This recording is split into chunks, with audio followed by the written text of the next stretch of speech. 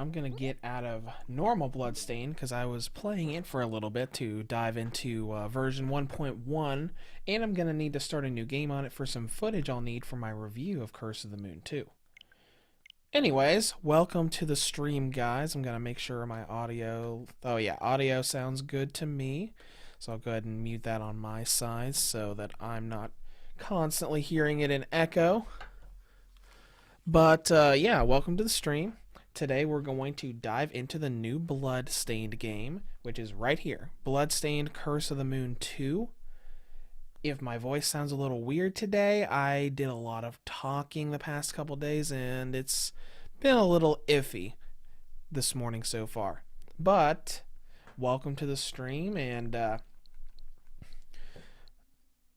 as we get started here, I'll go ahead and boot it up and get us to the title menu, even though it'll just take a minute or two. It doesn't take that long to load into Curse of the Moon 2. Welcome to the stream, Chad.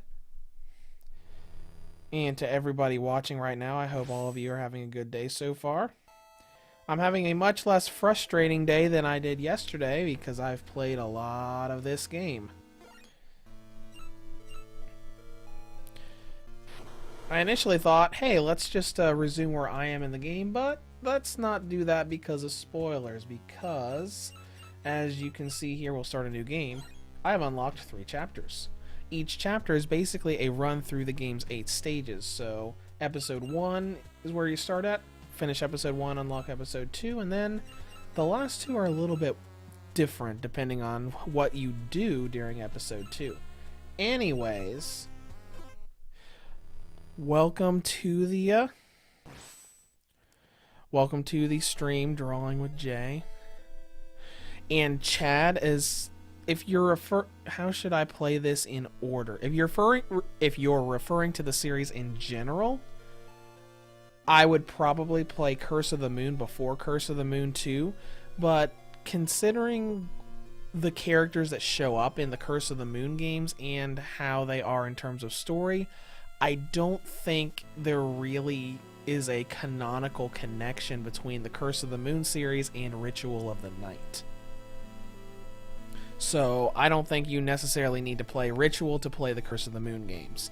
But I would definitely play Curse of the Moon 1 before 2, especially when you unlock EX, which has some ties to the first game.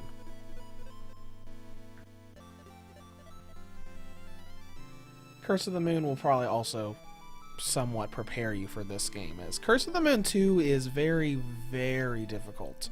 Curse of the Moon 1 wasn't really that much, but I would say Curse of the Moon 2 is probably on par with the NES Castlevania games, at least once you get a little bit into it.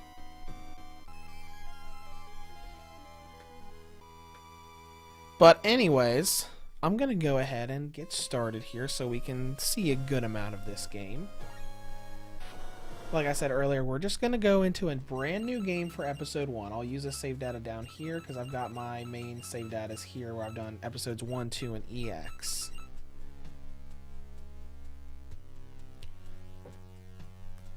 Let's see, chat, thanks, I have Ritual of the Night on my wish list. Well, it is a very good game. I really liked it. So, let's go ahead and get this started. Yeah, like when you start a new game, you can choose what episode you want. At the start of the game, when you first boot it up, these 2 will not be available. You have to actually complete episode 1 to unlock episode 2 to unlock EX, and so on and so forth. And I'll get more into that when I actually do my review. But we'll go ahead and start up episode 1. And we've got 2 difficulties here, which the difficulty doesn't really change the damage you do and the damage you take.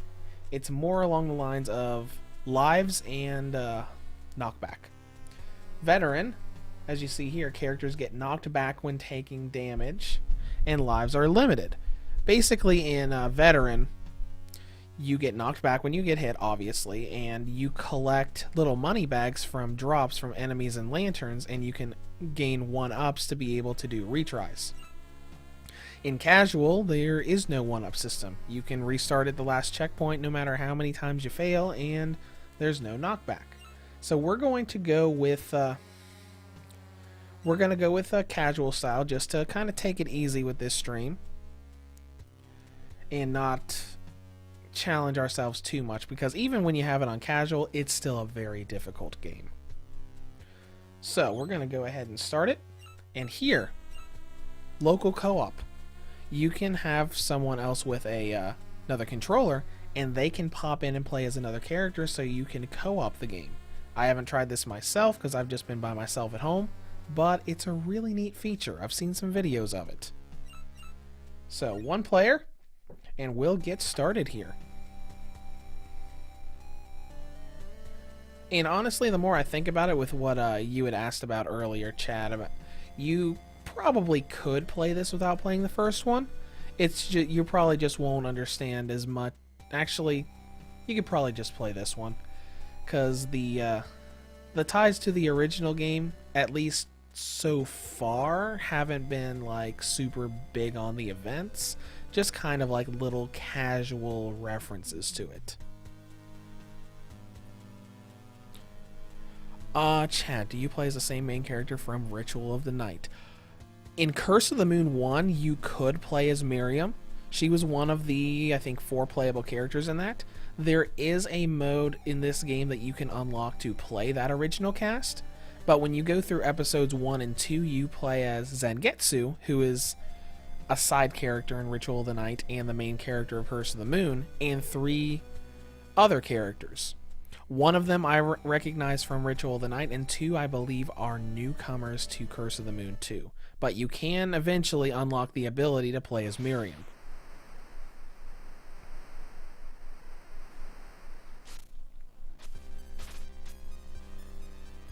Alright, so we're going to start here. So we got stage 1 out of 8. And we'll get started. We got Zangetsu, who just kind of does his typical little sword slashing maneuver, and that's all he really has right now. Until we pick up sub-weapons, because we're picking up weapon points. These are the money bags that you can use in veteran mode to get 1-ups, which is actually part of that little meter in the top right corner. You're not going to see anything change because I'm playing on casual, but on veteran it will change and you'll earn 1-ups as you collect more money, which can be taken advantage of. Which, if I have a chance to show you why, I will. So we got our first sub-weapon, and we got our whip. This is pretty much the extent of the classic Castlevania whip in this game, at least until you unlock Miriam. It's a sub-weapon for Zangetsu that can go up in the air. Alright, we got our basic enemies coming at us.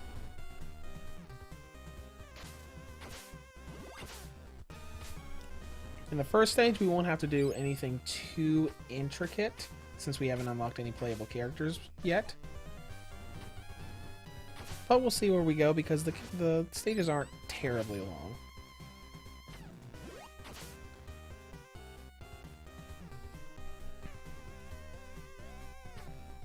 And if you notice that area in the top right corner of the screen right now, I cannot reach.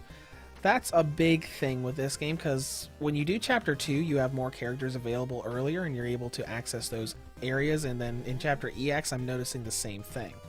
Because this, I can't get into this little area right here, but a sliding character that we unlock later on in the game can. So let's get through this room. I might be able to show you what I meant by taking advantage of that 1-up system here in just a second. Because we got all of the stair transitions that we have from classic Castlevania. And yes, yeah, I'll show you here in just a second. So this candle is a checkpoint, so we can restart from there if we end up dying. But, okay, so we got these 2 lanterns, right? And we got pickups for them. In retro style, we can leave the room and come back, and those lanterns have respawned and we can collect more loot from them. These are specific to weapon points, so we can pretty much abuse this until we're maxed out. And later on, when we find the lanterns that drop health, you can also take advantage of that. So if you're at a stair transition and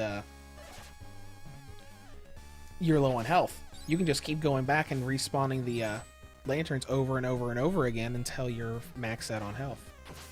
And likewise, if I was playing on veteran, I could use that stairway that we use to enter this room over and over and over again to keep killing these little mobs until I got enough points to pretty much max out on lives. It's very exploitable. Alright, here's one of our tutorial areas, which is basically telling you, like, hey, here's some stuff you can do with the game. You can press the X button for sub-weapons.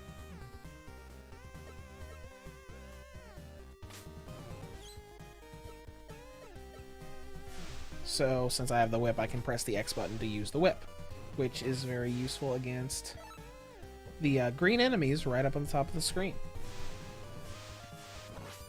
Yeah, see, I can just take them out like that, instead of having to kind of just wait and time my jumps between their attacks.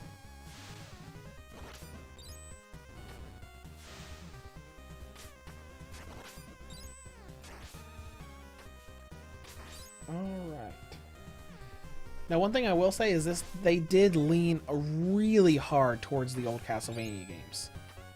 Because this is NES era. Because when I jump up in the air, I cannot move to the left and right after I make my initial jump. I am stuck that way. Just like if I fall off a ledge, I fall straight down and cannot direct myself, really.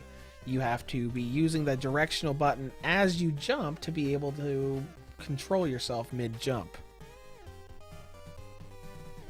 That is something I had to get used to, because I played the Castlevania Anniversary Collection a few weeks ago, but the last game I played in that was Super Castlevania 4. Alright, now we got our second sub-weapon, because Super 4 had the ability where you could control your direction mid-jump. Alright, so this is the basically the blue bottle from Castlevania, where you just where you can toss it down and you got a little fire thing that attacks. Moose AO54, welcome to the stream. We are just diving into the first stage of Curse of the Moon 2. I'm just kind of going along and explaining little things that I've picked up as I've played the game for the past couple days. So let's get these guys. More money bags. As you can see, the drops are pretty frequent in the game. So even without that exploit that I told you about earlier with the stairs, it would still be pretty easy to rack up a lot of lives on the veteran difficulty. Alright, and here we have another checkpoint.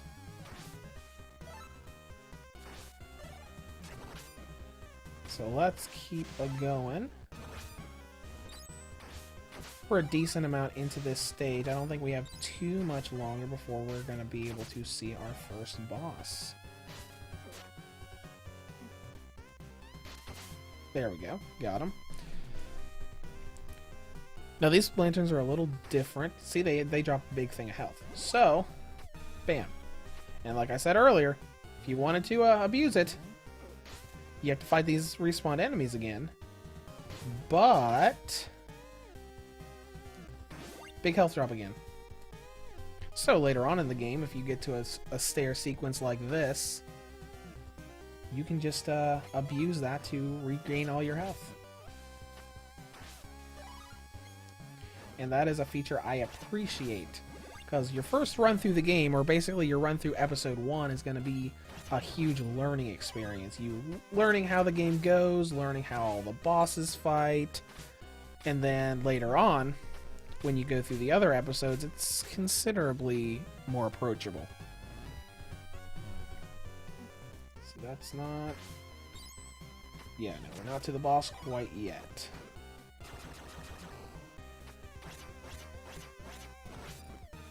There we go. And that stairway at the top right corner of the screen is at the top right corner of the screen is another one of those areas that you cannot access your first time through, but when you go through like episode 2 and you have more characters with different abilities, you can access them.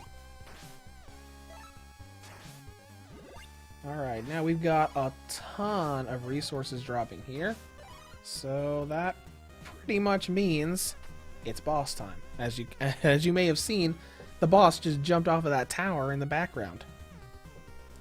So let's go at it. It's been a while since I fought this boss in episode 1.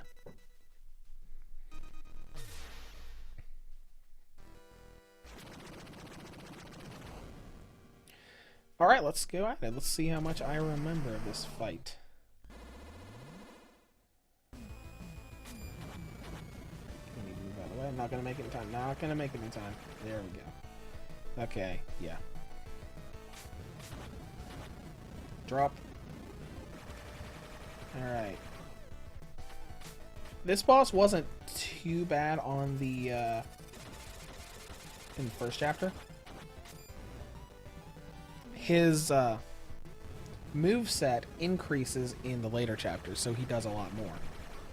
Because I just went through his fight about, like, 20 or 30 minutes ago in the EX chapter, and it was significantly more difficult.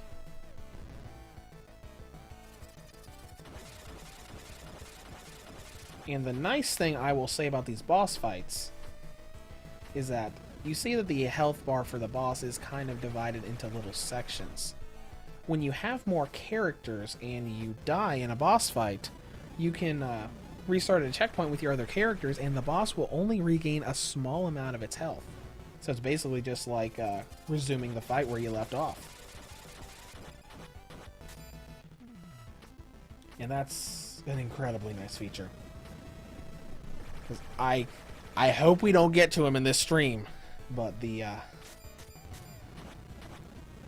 stage 7 boss is something that I think will always give me trouble. Okay, good. We're almost on this boss fight. Good deal.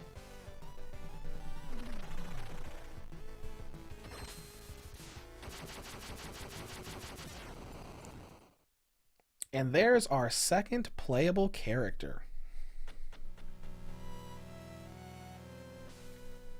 And this is really how the game introduces you to the main cast.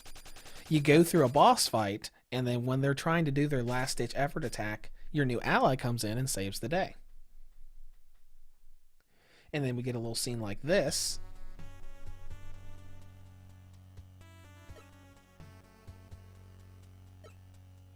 And this character, if you do not recognize her, is Dominique. She is a supporting character for Ritual of the Night. She's kind of like the little shopkeeper for most of the game, where she allows you to buy supplies. And in this game, she is a playable character. Okay, this is a tutorial basically saying, hey, everybody has strengths and weaknesses, everybody plays different, you can use the L and R triggers to swap characters. And here's Dominique's abilities. She has a spear and she can attack different angles. Like, she's the only character that I know of that can attack straight up. And, yeah. And she has this, like, little bounce thing. Like, she can bounce off of some enemies and items to get to new heights, and this really reminds me of Shovel Knight. But yeah, everybody has their own little abilities. Like, she has a little bit more mobility than Zangetsu. So let's head on into stage 2.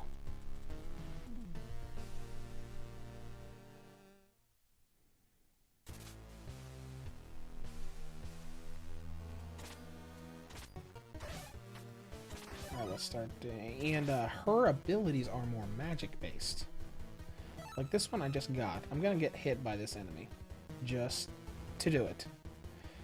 Because her ability that she had, her sub-weapon that she's got equipped right now, lets you drop health in exchange for weapon points. So let me get out of this area so I don't have enemies randomly spawning around me. There we go. And I'll use the weapon system. Drops a large health drop. And as long as you have weapon points, you can keep doing that with that sub-weapon. She has some very interesting and convenient sub-weapons. Then we got these skeletons.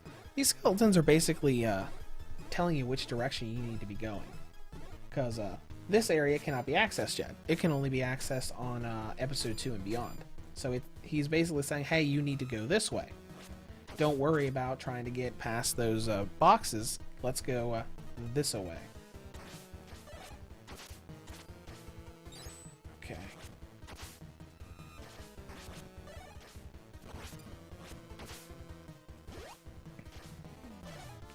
And let's get into our next room. Now he's telling me to go up instead of over there to the right. Because we can't go over to the right. At least not yet. I believe the only character that can go over to the right in that area is someone that is in Chapter EX. Alright, let's see.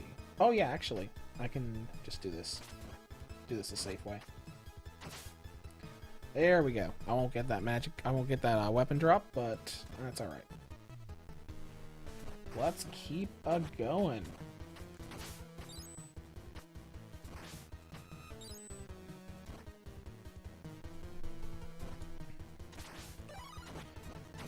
This is so much better than how it went the first time I played the game. After playing it once, felt like, alright, I know my way around this place now.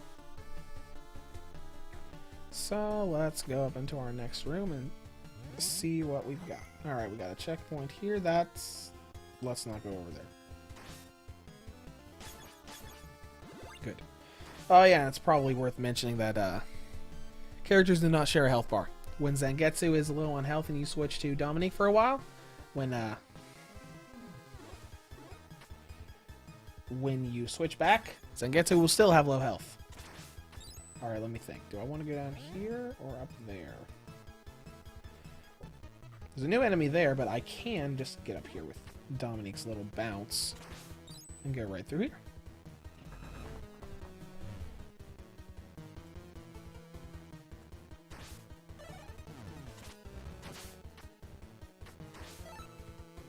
Ah, we got a new ability. Which one is this one? Yeah. The lightning attack that travels across the walls. So I can just do this and knock him out.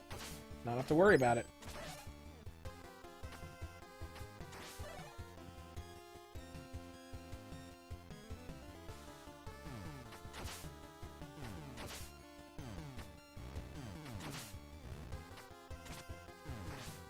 Oh, I didn't angle it right.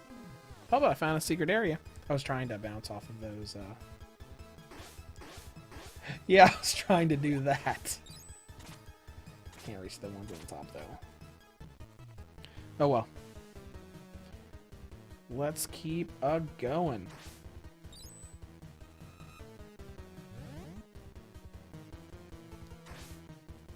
Here's another one of her abilities. Oh, this is her aerial stab ability. Yeah.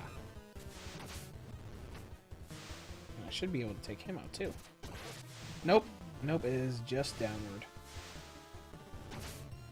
There we go.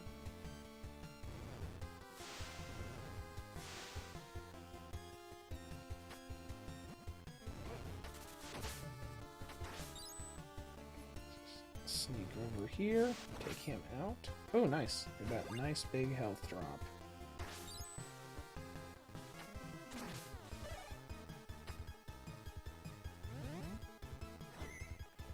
And we got our checkpoint. Here's another one. Here's the wind attack that she's got. Travels across the ground and goes and does that. To be honest, that's the first time I've seen it do that. Most of the time, I use Dominique more for her mobility than anything else.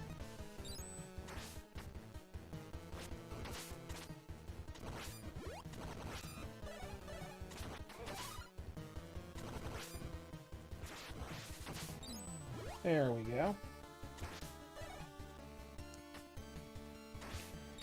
And if you saw a moment ago, you can attack most projectiles that enemies throw at you. So if you have good timing, even enemies that do a lot of projectile stuff, you can take out pretty easily. Yeah, just like I'm doing right now. Let's just hit him. Yeah, the axe has got enough. Okay. Okay, I'll be quiet now.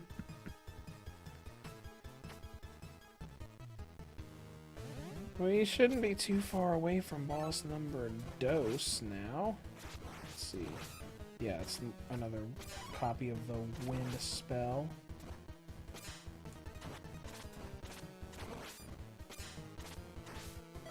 And the electric spell. The electric spell is not very good right here. But, oh, hey, there's a sign right here. Can we read this sign? We can.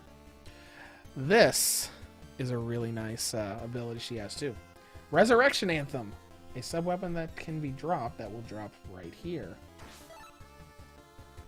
It can only be used once, but it will revive any fallen allies and restore everybody's health. And here's our first power-up that you can find throughout the game to increase your max stats. See, all max weapon points up. You can find these for health, weapon points, as well as attack and defense stats. And it will upgrade the entire party. Okay. Oh, this will be good. There we go.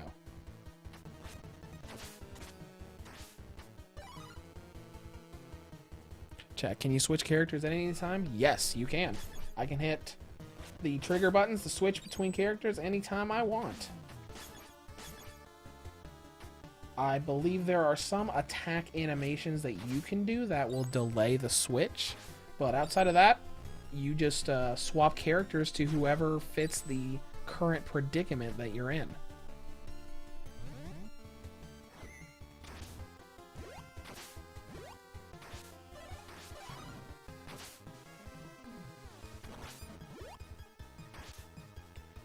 Let's see, whip, and I've got, let me think.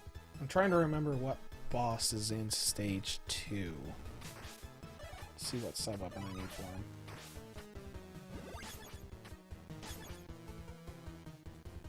Oh, I remember.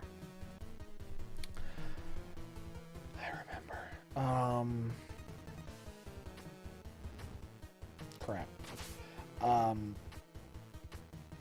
The whip would probably be better against them, but oh well. Does each character have a different ending? No, Chad. It's basically an entire group story thing, but there are 3 or 4 different episodes where each one has a different ending, and kind of like the story just keeps going.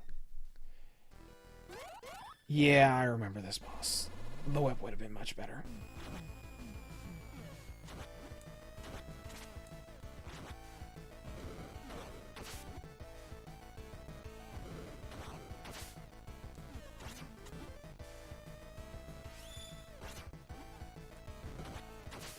Okay, there we go.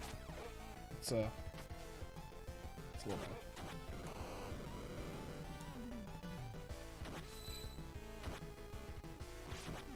See, I'm doing a little worse against this boss. Dominique's almost done. Big important thing is that if your character's about to die, that you switch characters rather quickly.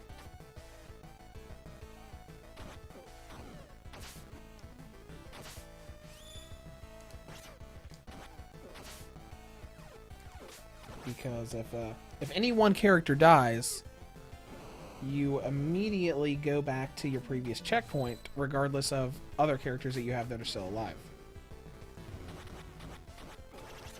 Got him. Okay, there we go.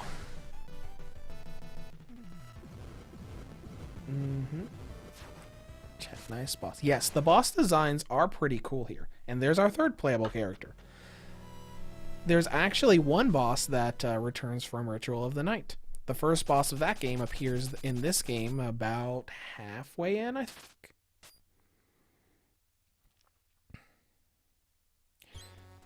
Because that boss took me a few tries my first time. Now this is, what was his name? Robert, I think? He's a sharpshooter. He has a rifle. So you can shoot faraway enemies.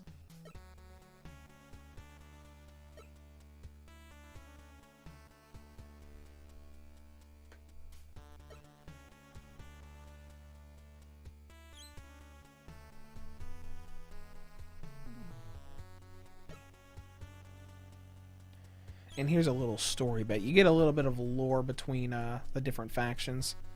You get a little bit more of this in Ritual of the Night. But it's mostly just setting up that the characters don't trust each other at first. Just to give them a little bit more development later on in the game. But that was the end of Stage 2, and we got our third ally.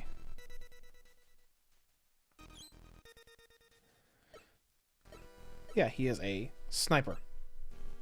And he can do the whole Mega Man X thing where he can jump off walls and cling to them. But he is super useful as a ranged fighter. So now let's save and go into Stage 3.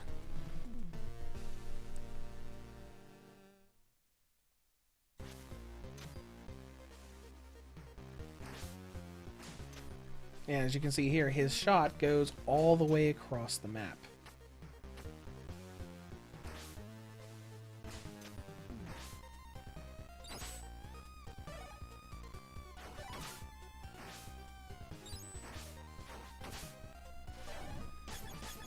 Okay, you guys. Oh, right.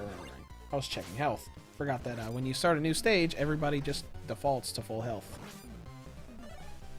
Alright, let's go into our next area. Oh, here's a weapon for Robert. This is kind of like the whip that Zangetsu has, where he just throws stuff at an angle.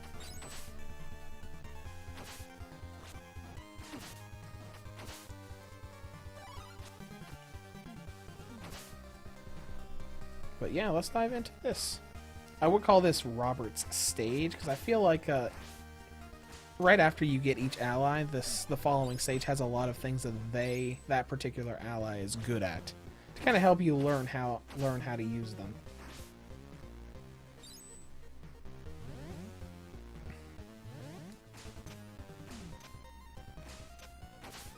I don't remember if any of these had health drops on them. And here's what happens when you die. Back at the previous checkpoint, and now I can no longer use Robert.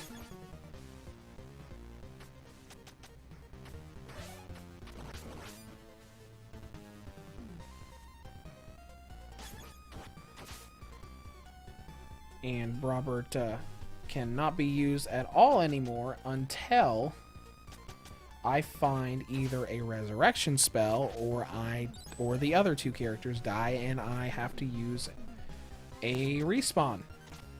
Well, I would have to use a respawn if I was playing on veteran. So let's just keep going and maybe we'll find a resurrection spell here somewhere.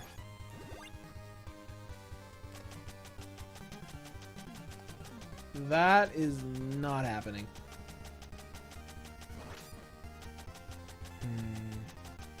Yep, that direction is not happening. He wants us to go down that way, but we can't. So we'll go this way. And see what kind of trouble we can get into over here.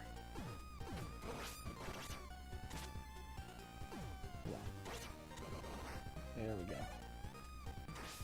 Gotta be careful as we go through the game, and it gets a little more tricky.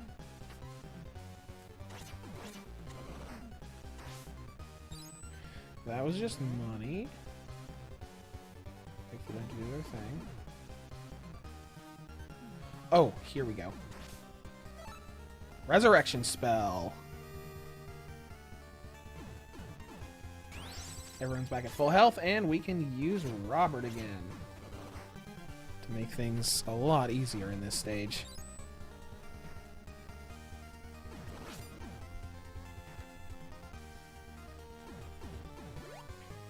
Okay, let's see what we've got here.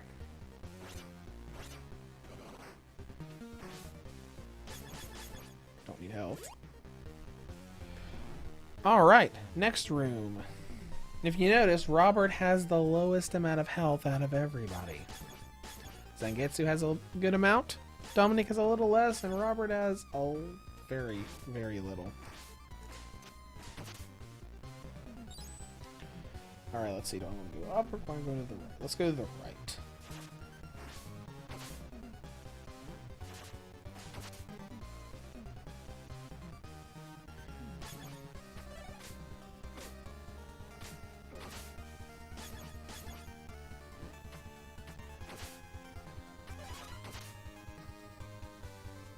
Let's see. Wait for them to go. Oh, there we go. Gotcha.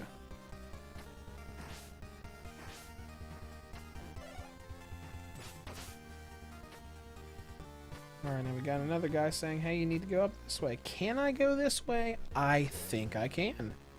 But I will get to that in here in just a second. I just want to...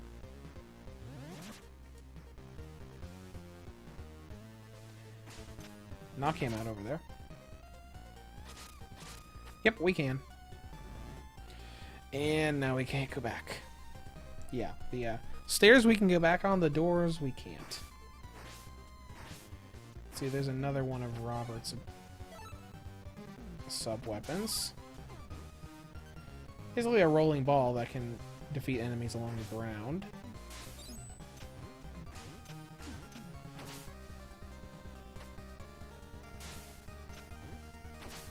Gotcha. You need the health more. There we go.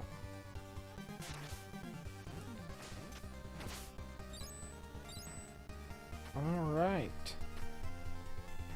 How long has it been? It's been about 30-some minutes so far, and we're well into stage 3. We don't need that sub-weapon, so I just let it despawn.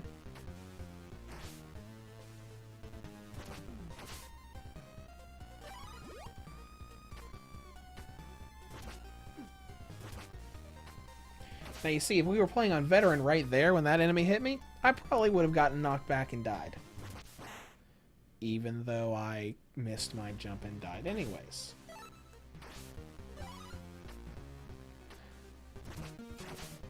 There we go.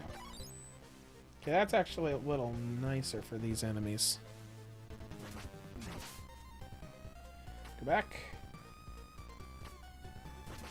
There we go.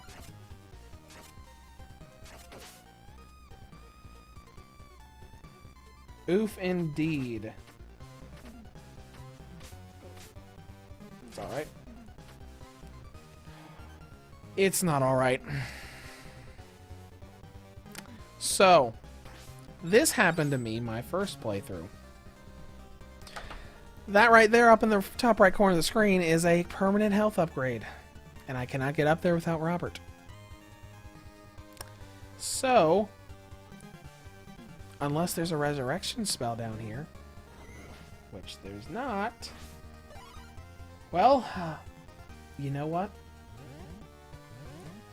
I can be really cheap about it and show you a way to get around this. Because we're on casual. Let me just get past enemies. Is there a drop somewhere where I could just fall off? Oh wait, no, there's a resurrection spell up there. Can we get up to that? If we can get up to that, we won't have to cheap our way through this.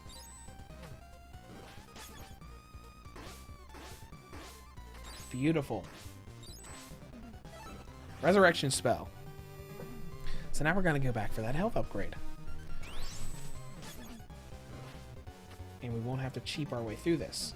And by cheap our way through this, I mean, if you get to a checkpoint and you have a character that's dead that you want to be living again, you just go and die a couple times, and when you respawn, you'll have everybody again. So if I wanted to, I probably could have just jumped over there and fallen off a couple times.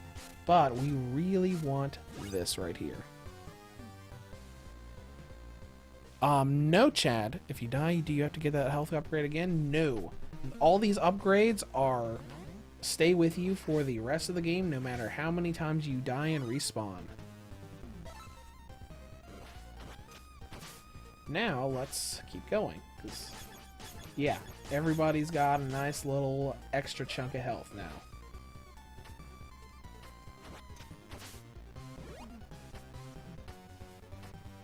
And even the resurrection spell respawned, which is incredibly nice. So let's keep a going.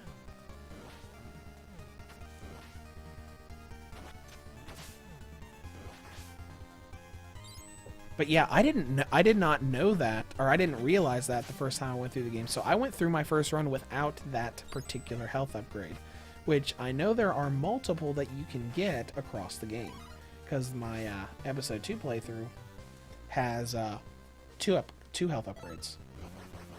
Okay, let's see. Yeah, this is a nice sub weapon for Robert. It can't go all the way across the stage like the other ones, but it is pretty powerful. Testing shooters. This game on PS Vita? I do not believe so. I know Curse of the Moon 1 released on the Vita,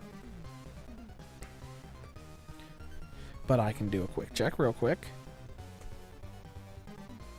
That would be a no. The only PlayStation system it is on right now is PS4.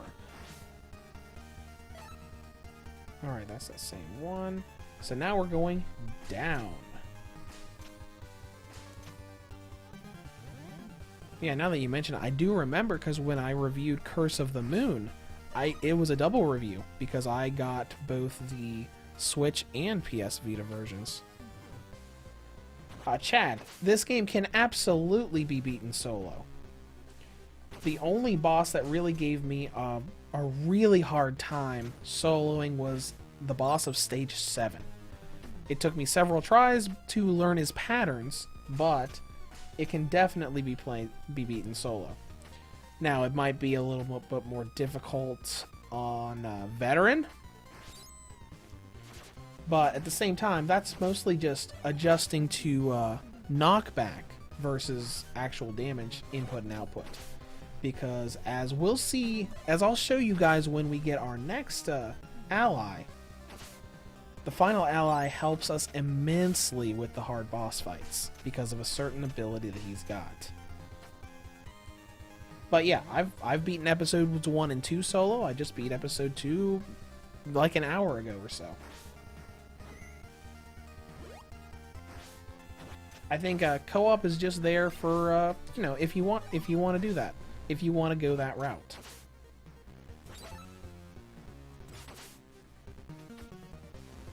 Okay, good. We are coming up on the next boss fight.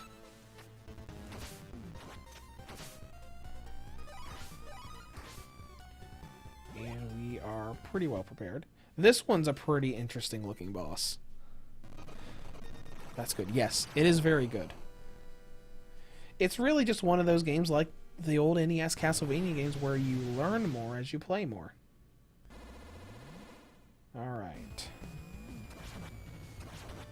Yeah, look at that damage output for that. Now I'm taking a lot of damage here from those attacks, but that is huge damage output on that boss.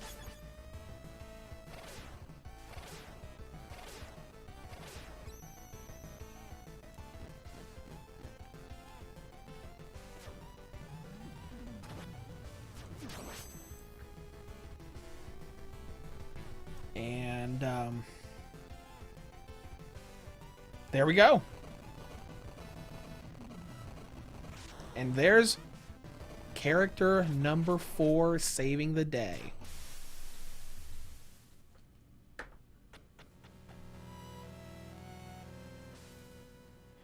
Character number 4 is really interesting because he's in a big mech suit. And he's a dog. Yes, Chad. There are a few bosses that have multiple phases. Vipar, the first boss of Bloodstained Ritual of the Night, has 2 phases in this game. So there are bosses that you will come across that will have a health bar that needs to be taken down, and then a second health bar as they change forms or you go into the second phase.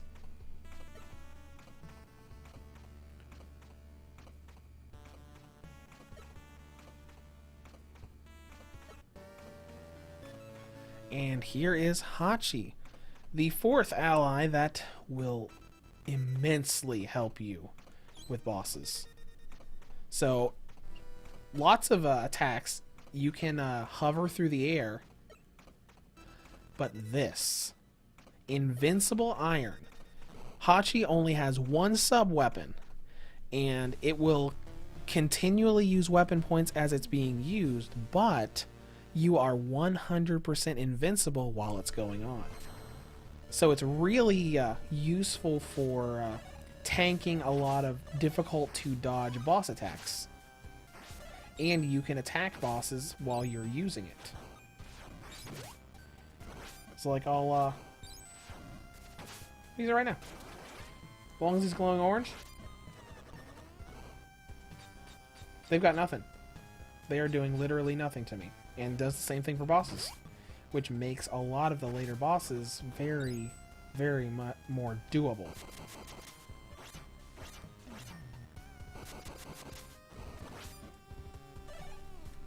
And he can also break those big boxes, like the boxes we saw in Stage 2 that were hiding a second route. He can break. So let's keep going.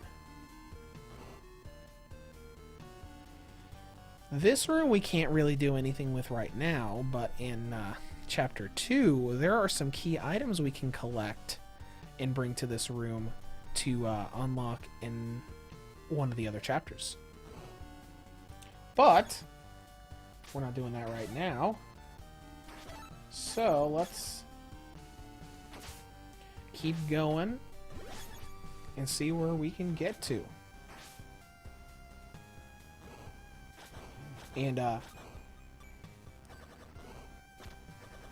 to add on to the whole question that you just had a minute ago, Chad, with bosses having second forms, now that we have all of our party members, the bosses will also start to use last-ditch effort attacks, where they'll launch a big attack as soon as their health reaches 0, which I mean, the first 3 bosses did, but allies showed up and saved us. From now on, we're gonna have to you have to dodge those attacks, or at least be able to tank them and not die to complete the boss fight.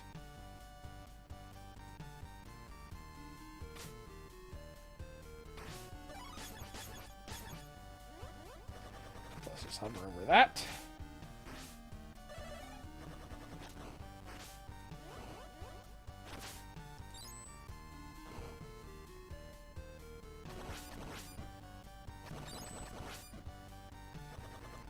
And another thing that's nice, I don't know if this is the same in Veteran, but the spikes that I just went over, if a non-Hachi character goes over the spikes, it will hurt them, but it will not be instant death like it is in a lot of other retro games, which is a nice little touch.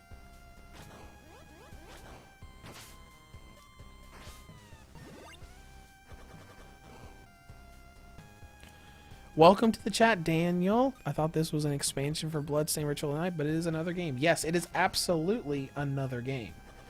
I really think, like, the Curse of the Moon games are kind of like their own thing apart from Bloodstained. Because as this stream started, I don't really believe that there is a canonical connection between them, mostly just because of the characters that are involved and what they do compared to what some of those returning characters do in Ritual of the Night.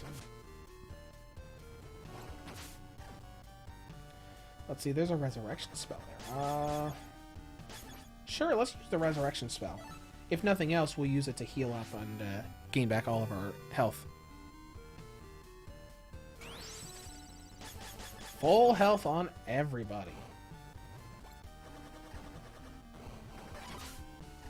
And going through the game again like this in episode 1 is kind of also preparing me for when I go back to chapter EX. Because I'm seeing a lot of areas that I'll be able to access thanks to the characters and abilities you have in that chapter. Alright, let's head down here.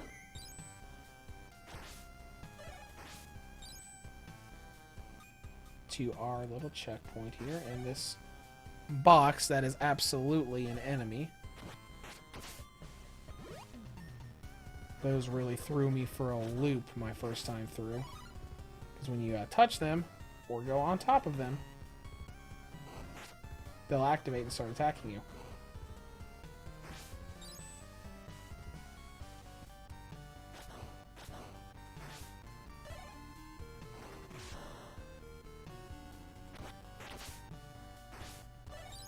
There we go. And the other allies you have cannot damage that box that that spider is on top is under. Like if I attack them with Dominique or Zangetsu, it'll just kind of like tank off, and then the spider will get up and start attacking. All right, so now since I can go through this area, let's go through here.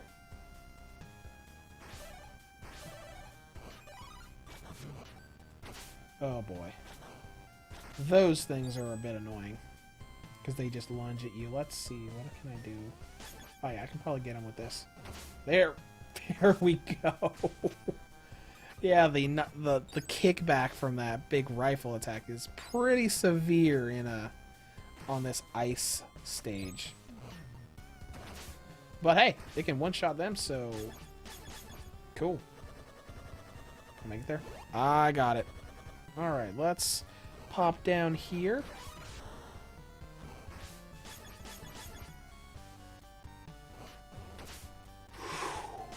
Okay. Yeah, let's just ignore the fact that I almost knocked myself back and died there.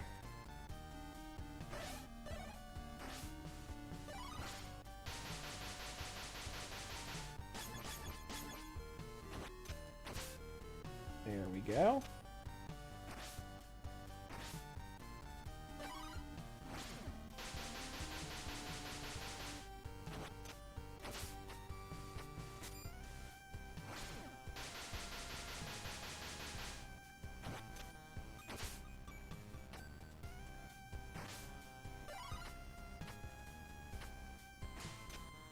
Nothing back there, so we'll just...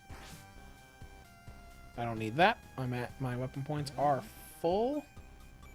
Oh, and here's some sniping enemies. These guys are fun.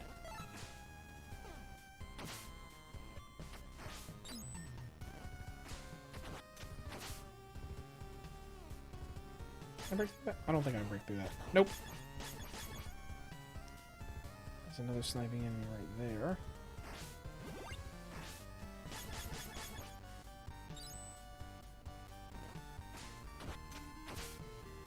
Beautiful.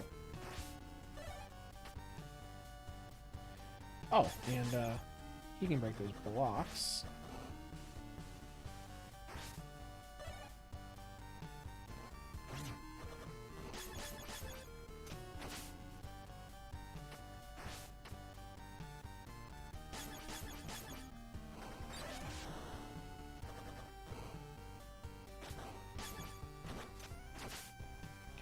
Alright, now let's move on to our next area.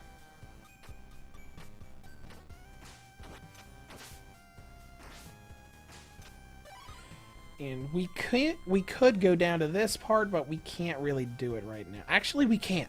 We can. I have never gone through this room before, but I just realized that we can go down through here. We can tank this with the invincibility.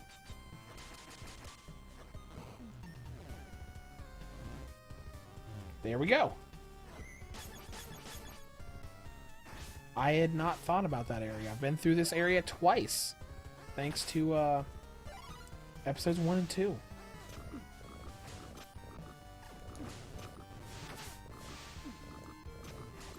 Okay, this is getting a little annoying. So let's let's switch to the tank for a little bit.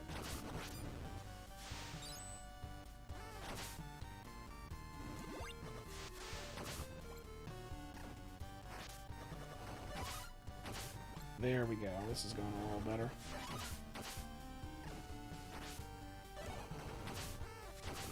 Okay, there we go. Now we got through that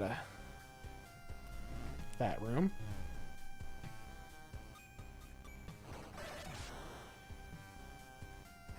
And we've got another stat boost item over here.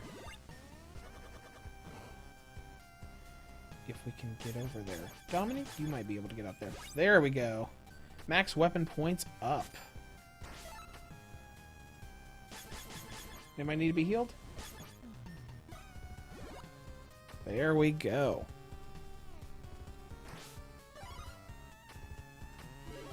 Oh, we've been playing right now. It won't let me look at it until I go back to the main menu. But I know this is going a lot faster than it did for me when I first played it and was just learning how all this stuff goes. Oh yeah, there's a returning enemy as well.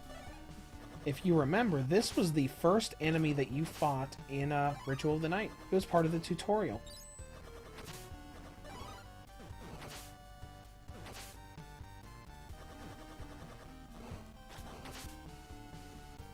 Alright, next room and a checkpoint. I think we're getting close to the boss. Oh, good. Oh, yes, we are. Yeah, if you will notice, later on in this room, we will see the boss in the background.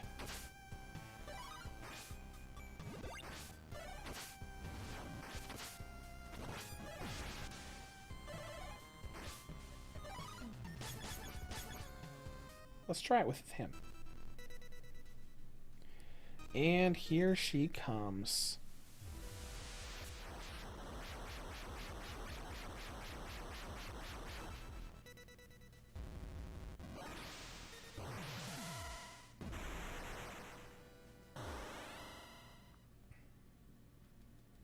I won't be able to use... You know, I'll try it. Gotta hit her head for damage. Okay, let's tank this.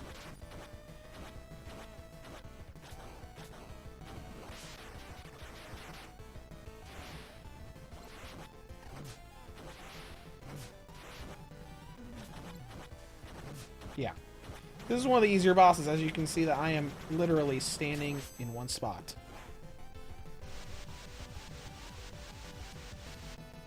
And this is also our first two-phase boss.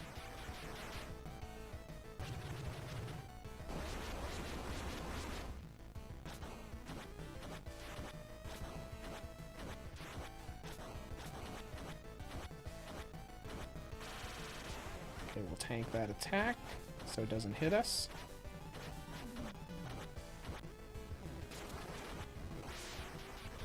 And that one, and we are out of weapon points.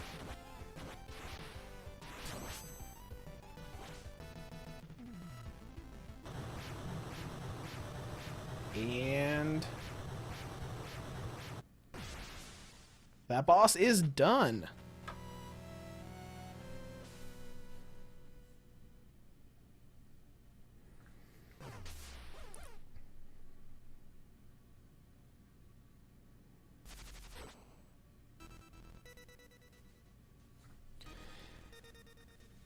And now that we've reached the halfway point of episode 1, the game gives us an upgrade for Zangetsu, the main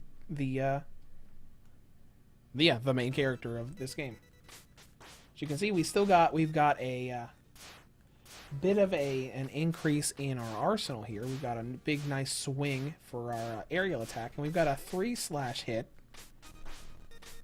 for our ground attack, which is a little reminiscent of the 3-hit combo that Zero has in the Mega Man X and Mega Man Zero games. And we can choose whichever power-up we want. We'll choose this power-up, because I don't think we've seen that so far. This basically allows us to increase our abilities. Activate it. Our aerial slash is a little different, and all of our attacks are powered up while that is in effect.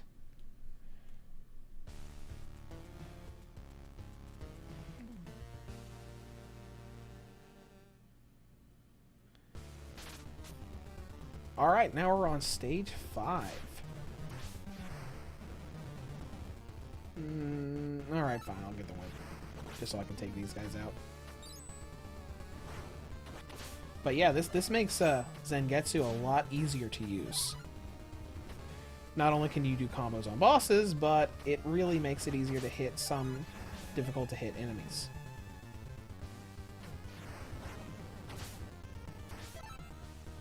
Really increases his reach. And it powers up sub-weapons. Because if you saw before in stage 1 when I used that little talisman weapon, it made a little circular vortex on the ground. Now it makes this big tornado-looking thing.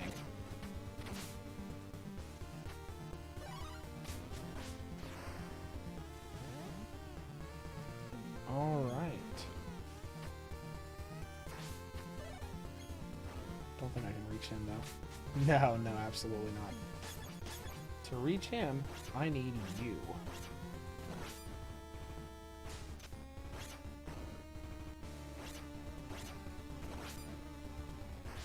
There we go. Let's dodge your attack and...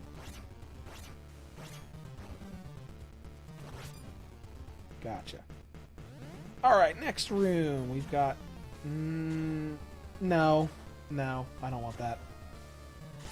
We're going to switch to you. Because Hachi can tank environmental damage. Or at least take less damage from it. Okay, now let's use Dominique to get him. I'm pretty sure there is another health upgrade in this stage. So let's see if we can find it.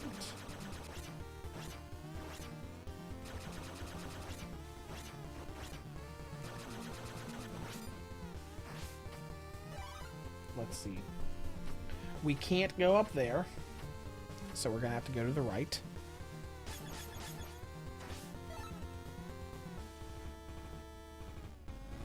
So let's hit up our checkpoint. Let's see here. What do we got here? Oh, yeah, that'll work. Yeah, that'll work nicely for those enemies.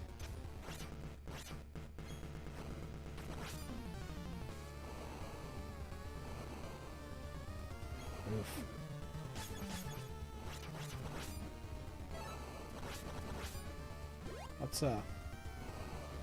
Let's stand here for a minute, see if we can get some health drops.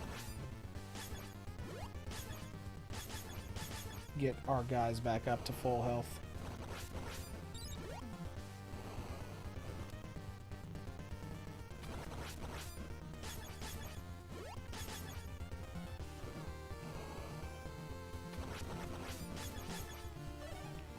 Almost there.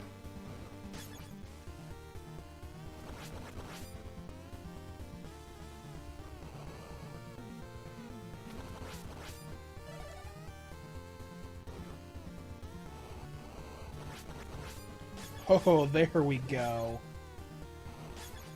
Let's see. Who do we want to use to take out these guys? Sure. That works. I was trying to use the whip to take out the thing. Yeah, that thing. But, hey, whatever. Dominique's a little low on health, but that's alright. And now she's not. Alright, let's see. Where was that drop? Chad, Konami recently canceled that mobile Castlevania game. Really? I knew that they were making it, because I remember seeing about it when I was working on Castlevania Anniversary Collection. I did not know they canceled it, though. That's interesting. Alright, do I want that? I don't want that. I'll just let it despawn and move on.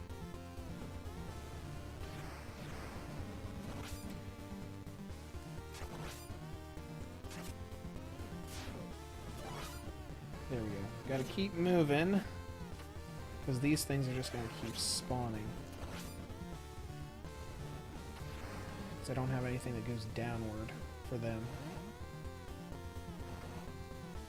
But yeah, that's interesting. I did not know they canceled that.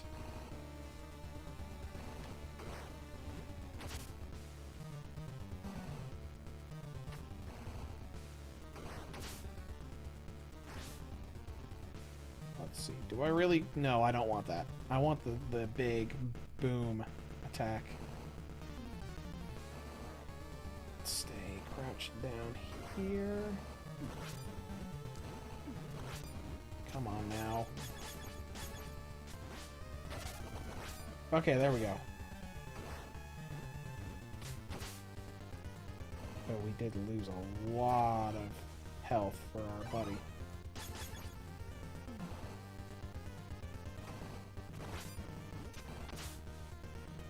There we go. Okay, let's keep moving. Oh, there you go. We got a little health back for him. Is this the room? I think it is. I think this is the room that we're going to get that other health to drop at. Over.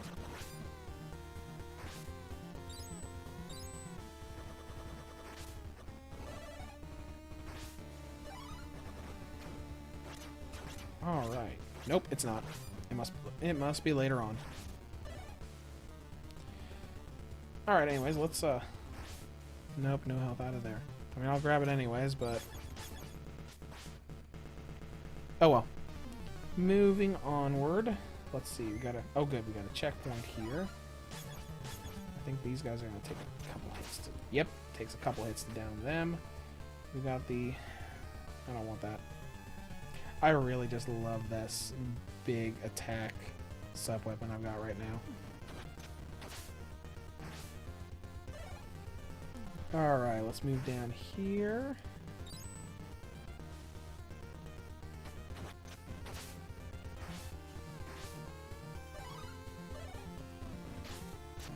I cannot get up there right now.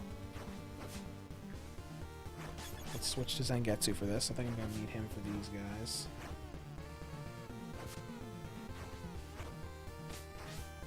Beautiful. Gave me exactly what I needed.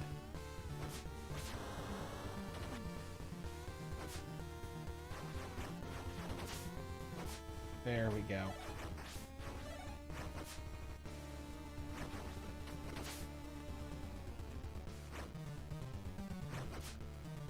Alright, let's go into our next area. Wait for him to come back down. Got him.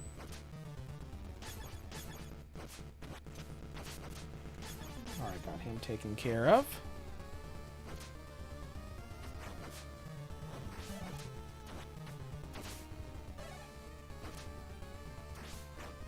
Good health drop.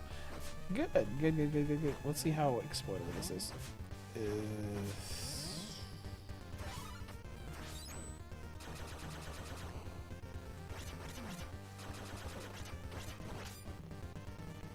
Not very. Alright, let's head this way now. Is this? Yes! This is definitely the area I need to be in for this health upgrade. I remember it now.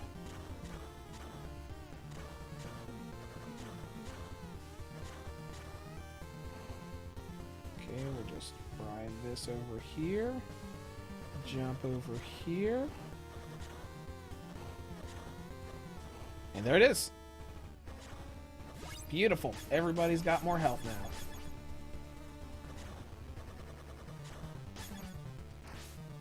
Though it's kind of hard to miss this one, because technically the path later in the level is right here, right next to it.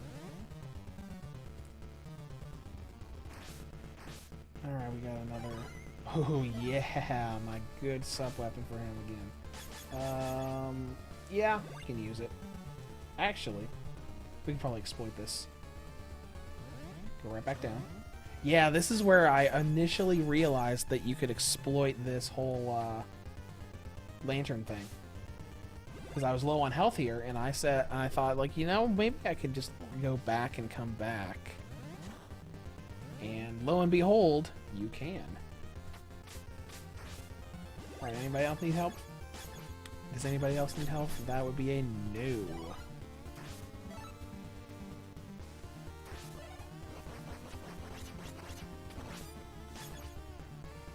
Alright, let's wait for him to circle back around. Good deal. Good deal.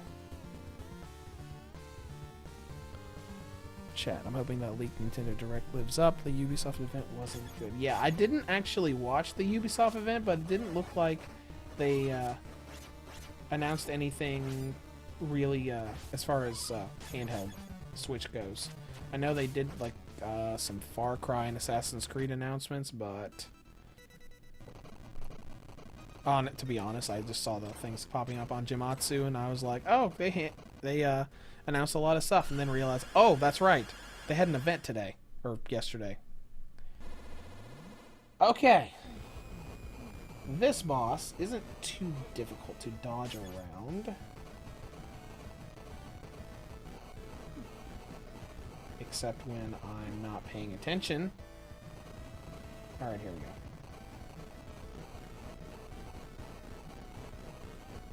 There we are. Oh no. It does so much damage. Oops. Got a little too caught up in what I was doing. That's alright. This is another thing that makes the game a little difficult. Many of the bosses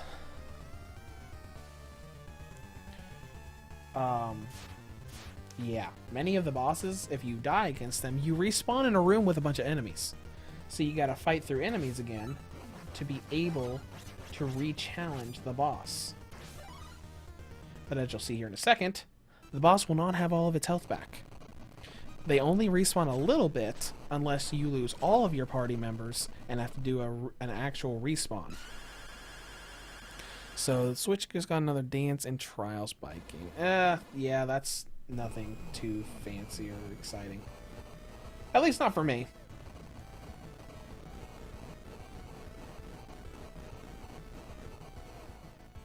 But, you know, it is what it is. Switch has gotten a lot of nice stuff past little while.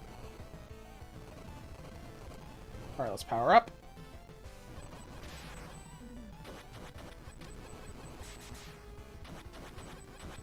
Yeah, this is the nice thing about the upgrades he gets. Alright, now it's oh boy. This is a little tricky, so I'm gonna tank this attack. There we go. That was his last ditch attack. Blocks off the other two platforms and throws you up into the ceiling.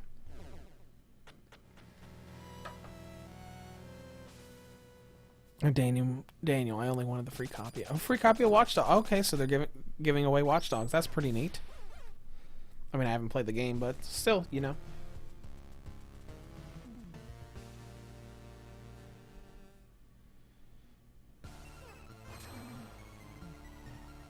All right, we are in stage 5, I think.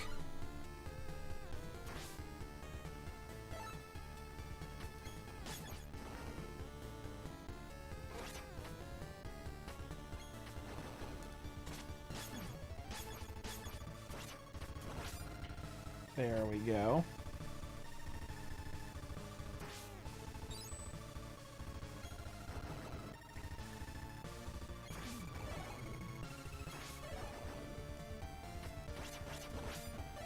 Yeah, so after Zangetsu got that upgrade, I pretty much used him a lot more than everybody else for a while in the game, because that triple slash is just incredibly useful.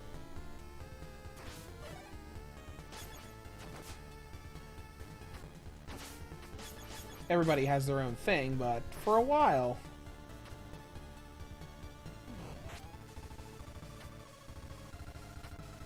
I was big on that triple slash because of how much damage you could do with combos.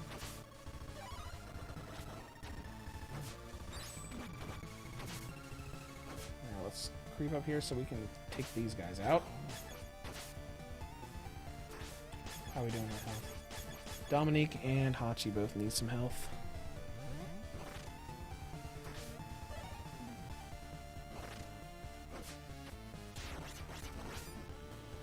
Okay, yeah, at this point of the game, it starts getting a little trickier and more difficult. Because I think the real big difficulty spikes happen around around here, stage 4 or 5. where a lot of enemies get a little trickier, and all around the game just gets more difficult.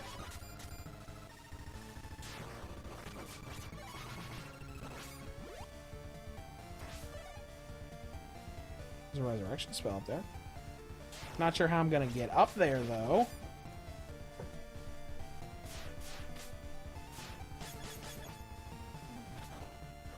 Yeah, we're not getting up there.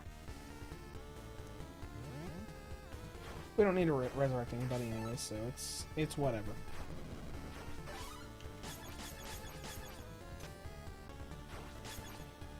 Oh, hey, there's that health for you.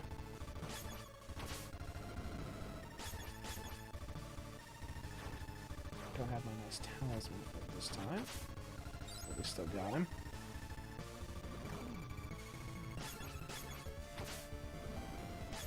All right.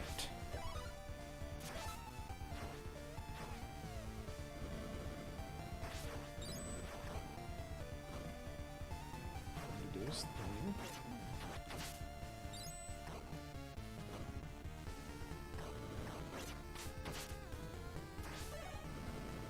Oh, and there is a nice upgrade that I did not get my first run, but we can get it because we've got our wall jumper.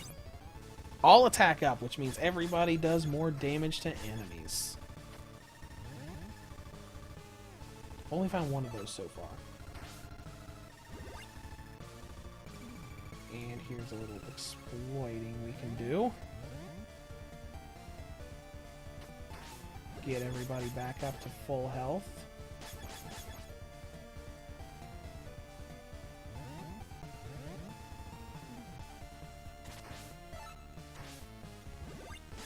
And we're good to go.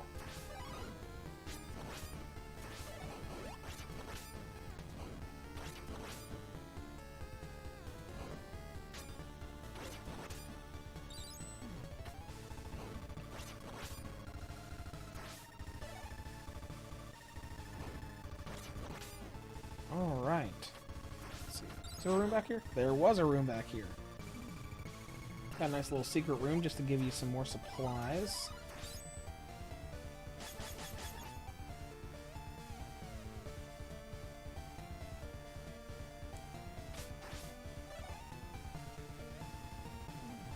And moving on to the next room. Oh yeah, this room's fun. This room's got temporary platforms. I'm gonna wait for the cycle to end, so I make sure I have enough time, so I don't fall. All right, let's get going.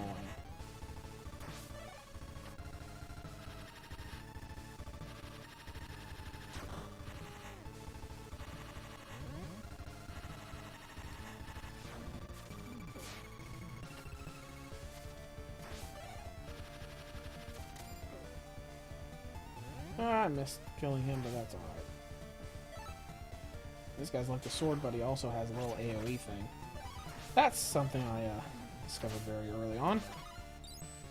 First I thought it was exactly like the sword, so I just stood under him. Daniel, the skeletons pointing the way reminds me of the prisoners of Metal Slug. Yeah, that is very similar to that. It might be a reference to that, because I mean, I feel like there's a bunch of references to other games outside of just Castlevania in this game. Because, honestly, this triple slash so heavily reminds me of Zero from the Mega Man X games. Welcome to the stream, Ace Breaker. We're just having fun playing Curse of the Moon 2. Alright, I cannot get up there. We are in around stage 5 now. Because I started a new game for episode 1.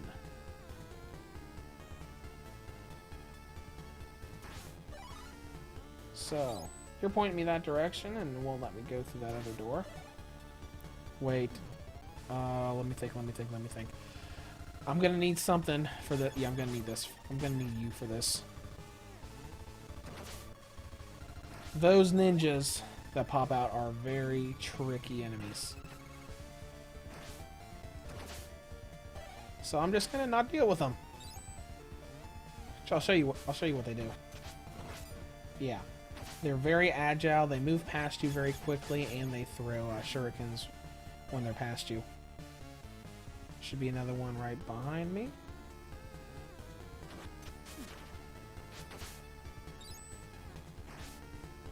No, I'm not grabbing that. Despawn that. Thank you. I'm having a lot of fun with it, Acebreaker. I'm actually through the first 2 episodes on my own. We're just redoing episode 1 for the stream, so to make sure that there's no spoilery stuff going on for the later segments.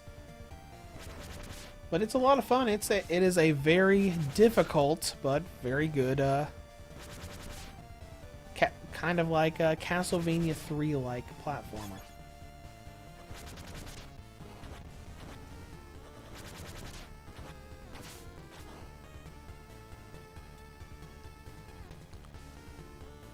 Oh, Saints Row 4 new update fixed the...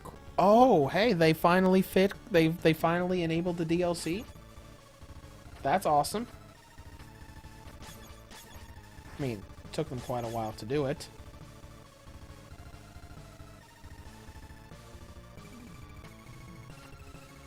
Yeah, it's a lot. This is a lot of fun, Ace. Though, do note that they definitely amped up the difficulty on this one. It's much closer to the NES Castlevanias than Curse of the Moon 1 was, but it's still very good. You know, it's just the whole, when you go through the episode 1, it's a big learning curve, big learning experience. Welcome to the stream, Zio, where we are enjoying Bloodstained Curse of the Moon 2. We started a new game about an hour and 20 minutes ago, give or take. So we're just trekking through and enjoying the first episode of the game.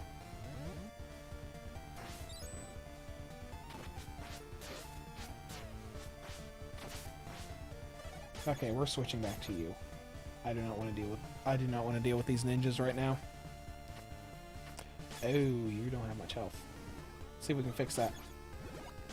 One more.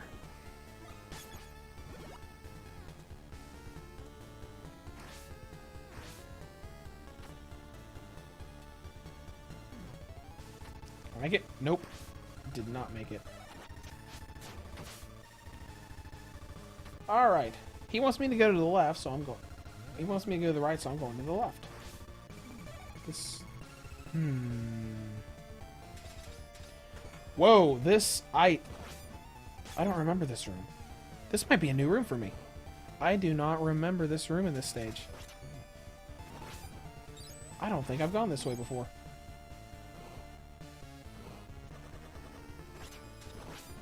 Interesting. Well, let's see if there's like a power-up or something back here. Some enemies, that. And another stairway down. Huh. Interesting. Ace, the vast majority of the game, it feels very, very balanced, and it's fine. There's no real problem here.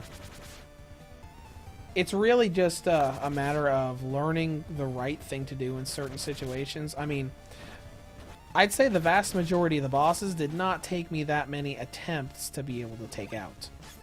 Boss 7 was particularly difficult, but I think that was more on the fact that the checkpoint right before that boss had a bunch of enemies that you had to get through to get to the boss room. So every time you fail and have to go re-challenge the boss to try to learn them a little more, you have to go through a bunch of enemies to get there. Granted, there is an easy way to get through it, but it took me quite a while to figure out what that easy way was. But overall, I would say it's plenty fair with all things considered.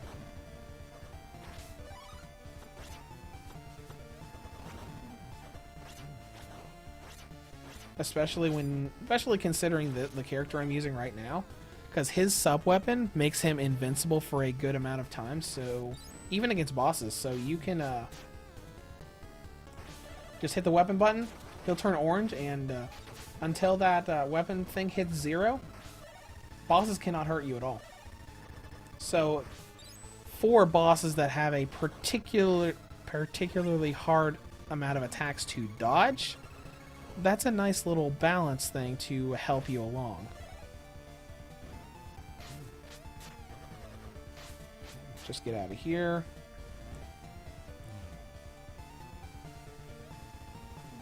So let's do this first. No health out of there.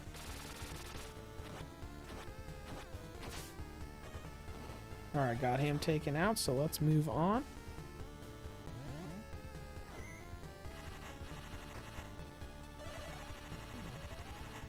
Alright, let's snipe this guy and we'll wait on this, all these, platforms.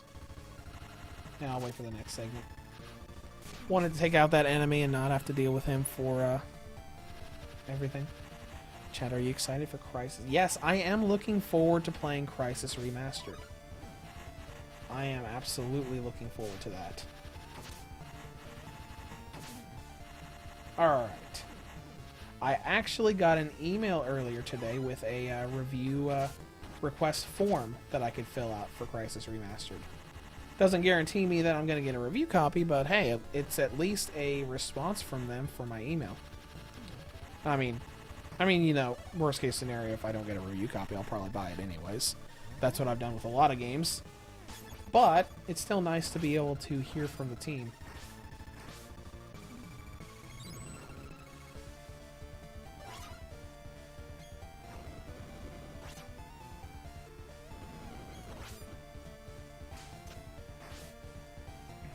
No, I'm going to let that go away.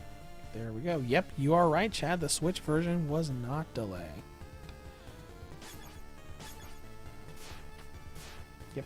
I hope I do as well, but you know, it's not a big deal if I don't, because I know that there's some other stuff that I'm going to be working on this week and next. So, if I'm not able to work on it until the 23rd, that's all right.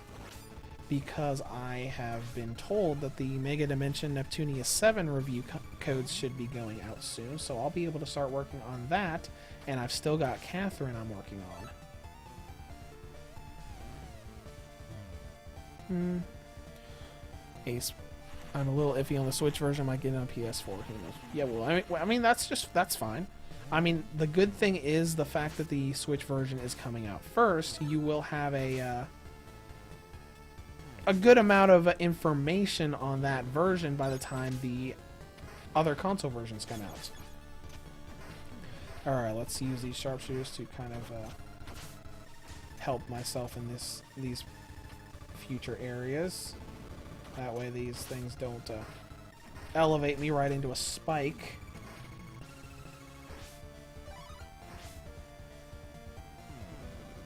Like it almost did right there. Alright, back to the spikes over here.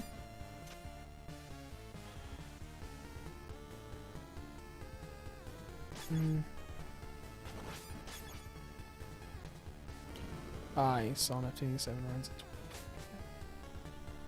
Oh yeah, you're probably talking about the footage from the Japanese version. I'm hoping that they've improved it for the Western release. I'm not, you know, expecting it to be better, but I'm hoping.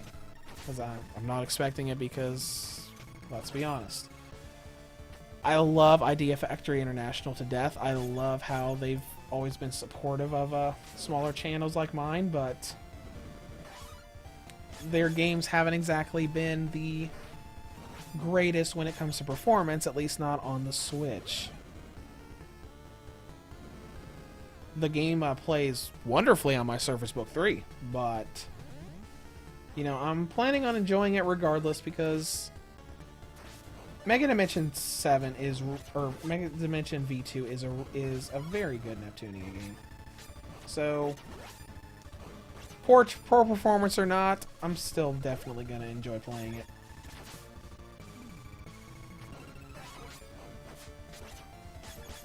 Oh, switch over.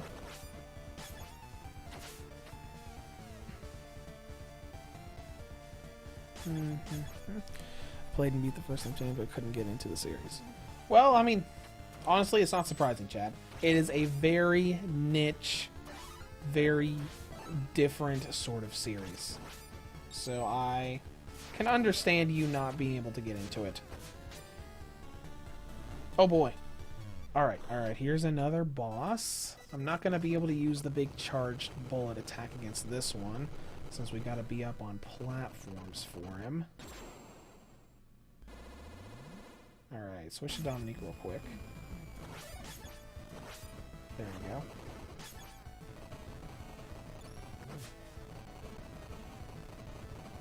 You should come back over here in a second. Or I can follow you over there. No, I'm not high enough to really damage him right now. Okay. I've got to change what I'm doing.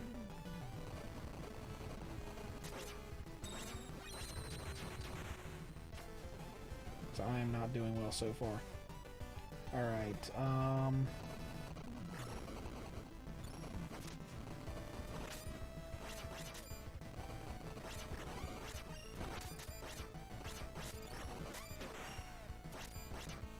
there we go. Now we're about halfway there. Let's... Oh, crap. Can't get rid of those guys on the sides because the towers are blocking my path. Oh, wait. Right. I can get rid of the towers. Alright. There goes you and you.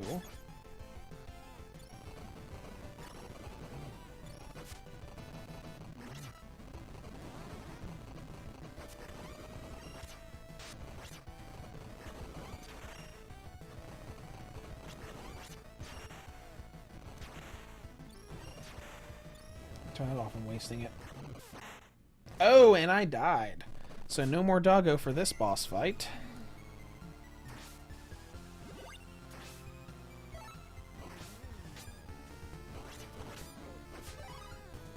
Alright, let's get back over there. Actually, let's take this slowly. I don't want to rush and end up taking too much damage on my way over there.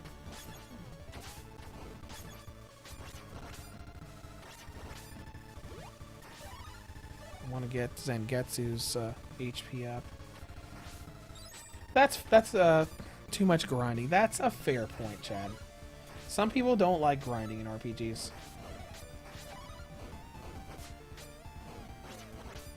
I really enjoyed the battle system, so I didn't mind the grind, but, you know, that's a fair point. Oh, boy.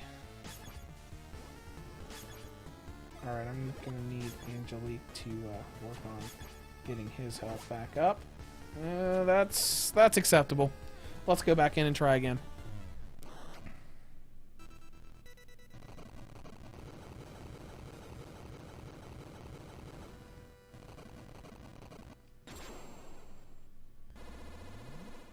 Little under half. Alright.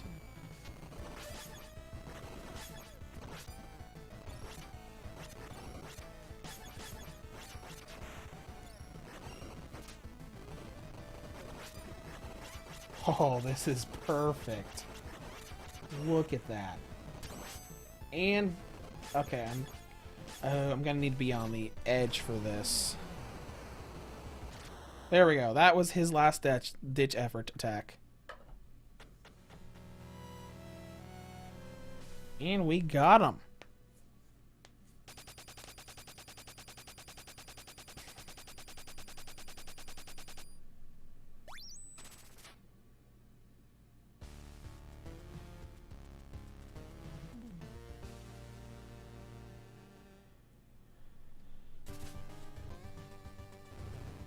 Okay, we have reached stage 7.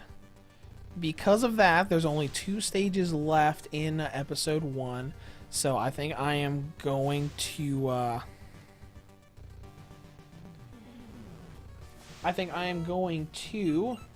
let's save and exit back here. Let's see how much time it took me to get through those now that I know the game well. No, it's down here. 1 hour and 30 minutes. Okay. Well, stage 7 and 8 I feel are pretty spoilery in terms of bosses and the actual story. So I am going to go ahead and cut the stream out here just so we don't spoil the end game of episode 1. Thanks a lot, guys, for joining me today with the stream, and I should have this reviewed probably by Friday. So I will see you guys around. Enjoy the rest of your day.